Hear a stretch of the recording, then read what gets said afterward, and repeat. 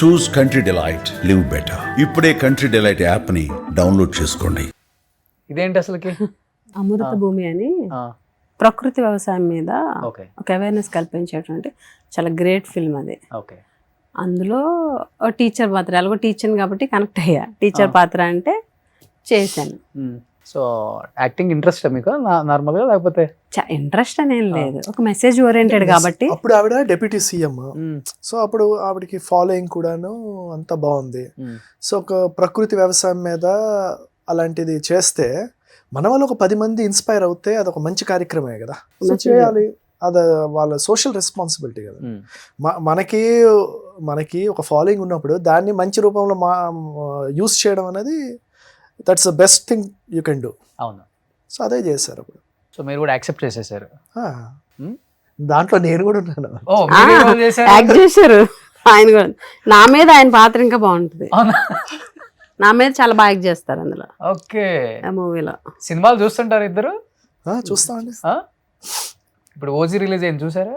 లేదు, చూడలేదు. చూడలేదు, చూడం కూడా. అదేంటి అట్లా అంటారు? పాలిటిక్స్ వేరు, సినిమా వేరు. అవును, పొలిటికల్ ఇప్పుడు వచ్చేసరికి పాలిటిక్స్ వేరు, సినిమా వేరు.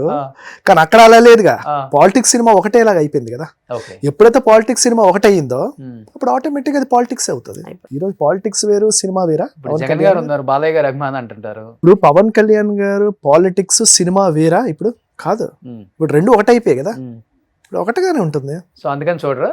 అది పాలిటిక్స్ అయిన తర్వాత ఎందుకు చూస్తాము? ఎందుకు చూడాలి? చూడండి. ఎవరు ఫ్యాన్ అసలు మీరు? నేను చదువుకునే టైంలో అయితే మళ్ళీ పవన్ కళ్యాణ్ గారి ఫ్యాన్. నేను ఒక ఇంటర్వ్యూలో కూడా చెప్పాను. అవునా? చదువుకునే టైంలో Pawan Kalyan fan, die hard fan. Die hard fan. Okay.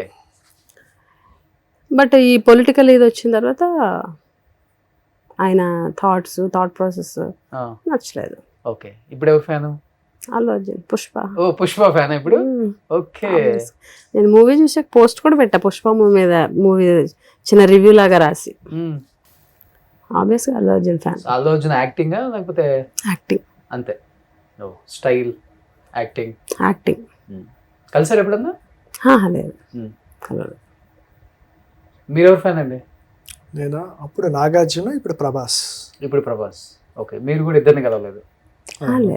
Okay. అంటే అభిమానిస్తాం అంతే. అభిమానం అంటే మా పొలిటికల్ బిజీ మీకు తెలియదేమో. కానీ నేను ఇది బన్నీకి పంపుతాను మీరు చెప్పింది, ఎస్పెషల్లీ ఆ క్లిప్.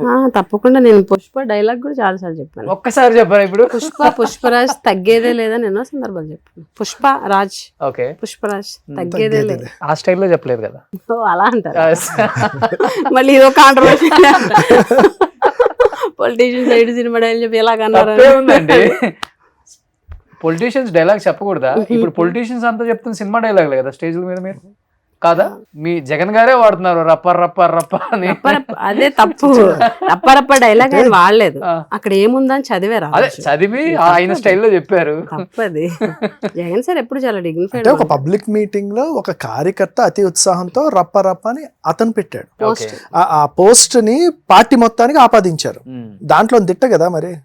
టీడీపీ దిట్ట అలాంటి బ్యాడ్ ప్రొపగండా చేయడంలో చాలా దిట్టగా చేస్తారు ఎక్స్పర్ట్స్.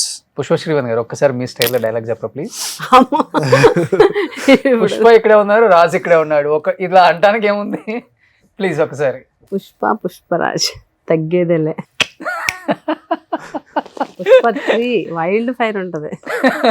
పాటలు పాడతారు బాగా ఇద్దరులో ఎవరో ఒకళ్ళు. ఈయన బాగా పాడతారు కదా. పాట అంటే నాకు లిరిక్స్ పెద్ద గుర్తుండవు, జస్ట్ ట్యూన్ అనేది పర్లేదు.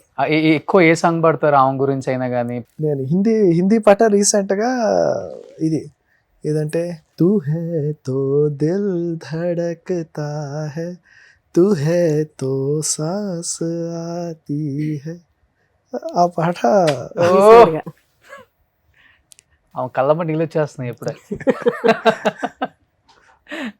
సుమన్ టీవీలో మీ పర్సనల్ అండ్ బిజినెస్ ప్రమోషన్స్ కోసం కింది నెంబర్కి కాంటాక్ట్ చేయండి.